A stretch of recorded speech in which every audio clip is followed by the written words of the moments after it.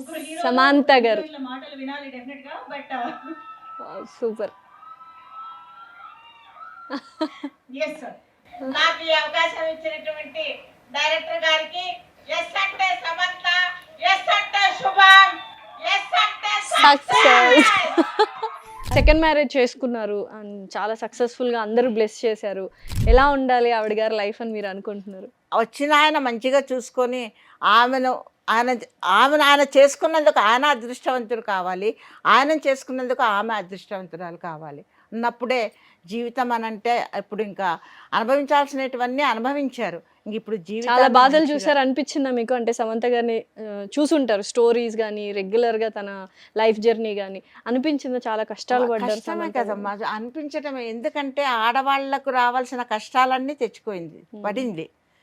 ఇప్పటికన్నా కొంచెం ఒక రూట్కి వచ్చారు అనేవాళ్ళు అంటూనే ఉంటారమ్మా.